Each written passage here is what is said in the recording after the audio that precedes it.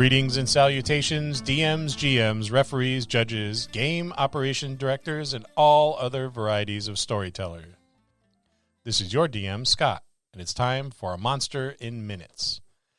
This week, we're talking about the Gulguthra, more commonly known as Otyughs. You can find the Otyugh on page 248 of the 5th edition Monster Manual under Otyugh in the O section. Gulguthra, dung eaters, these are but a few of the names associated with the creatures known as Otyugh. Both the Otyugh and its larger cousin, the Neo-Otyugh, has a shape that is somewhat similar to a dung heap. Since they spend a great deal of time in such festering heaps of refuse, their bodies tend to be covered with said refuse, giving them the appearance, when stationary, of a dung heap, for the filth they reside in clings to them.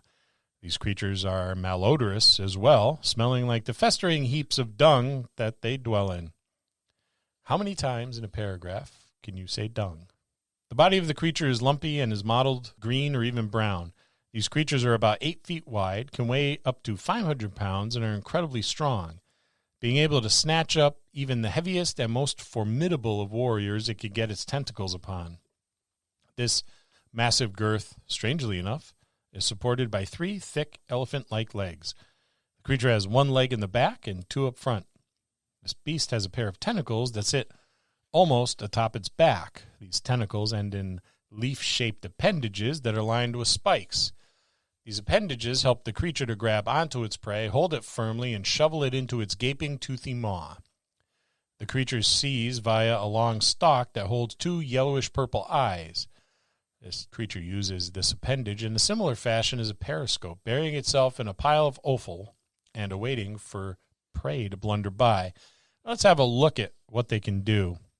Well, they have limited telepathy. The Otyugh can magically transmit very simple messages and images to any creature within 120 feet of it that can understand a language. This form of telepathy doesn't allow the receiving creature to telepathically respond. It's got a multi-attack. They make 3 attacks, 1 with its bite and 2 with its tentacles. The bite is fairly formidable. It's got a +6 to hit, 2d8 +3 piercing damage. Creature must succeed on a DC 15 Constitution saving throw against disease or become poisoned until the disease is cured. Tentacle attacks here as well, +6 to hit again. They've got a 10-foot reach. They do 1d8 +3 bludgeoning damage plus 1d8 piercing damage. And then there's a tentacle slam where the Otyugh can slam creatures grappled by it into other solid surfaces, walls, floors, maybe even a ceiling.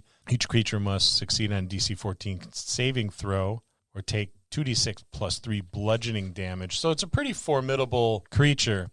Now, the disease that you could get by being bitten by this creature is called filth fever. This was a sickness characterized by fever and slowness of movement. It was spread by bites from contaminated animals such as rats or other sewer animals. And, of course, the Otyugh can be very deadly if left untreated. Back in older versions, you would have to make a fortitude save DC 14. There's an incubation period of 1d3 days.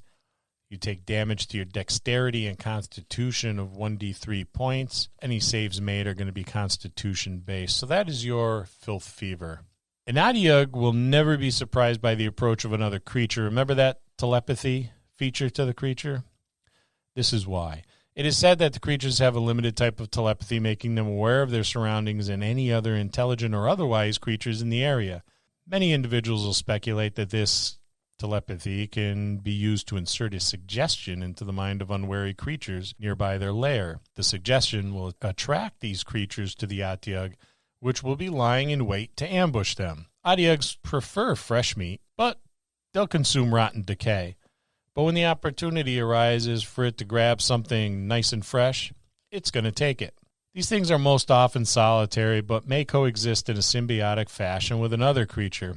These creatures are far often more dangerous and intelligent than the Otyugh. In these cases, the Otyugh will either be used as a guardian for valuables or for waste processing means. This makes an encounter with an Otyugh particularly dangerous, as your party may not know if there is a solitary creature they have blundered upon or the lair of something far more dangerous. These creatures don't look smart, but they're surprisingly intelligent. Although their appearance will have you think that they're just simple animals, they're really not. The Otyugh has an intelligence of 6, so to put this into perspective, a bugbear has an intelligence of 8. So there's not much difference. Otyughs can speak the common tongue. While Otyughs are mostly solitary creatures, it is said that they mate once every 7 years. These matings are massive, orgiastic gatherings. These creatures will make long journeys underground via subterranean routes deep within the bowels of the world, or will travel above ground at night.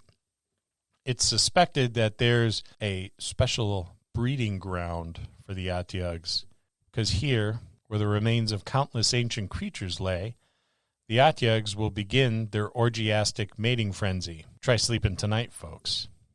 So how would you use an Otyugh? The first thing that comes to mind is the trash compactor scene in Star Wars. Right? Maybe your party's blundered into some underground lair of a wizard, warlock, sorcerer, a castle, a keep, some long-forgotten place where the Otyugh dwells within the filth and the garbage that it is being fed into this room by a multitude of trash chutes. The party finds themselves in this room. Maybe they're trapped there unwillingly, or they blunder in, trying to hide from something or someone. This is where the Otyugh comes in. And I can see it peeking its tentacled eyes through the filth, much in the same way that stop-motion eyeball in the original Star Wars did, where they can harry your party members, dragging them under the filth and the whatnot, perhaps even devouring a halfling or two. And that's this week's A Monster in Minutes, featuring the Otyugh. This is your DM, Scott. See you next time in the dojo.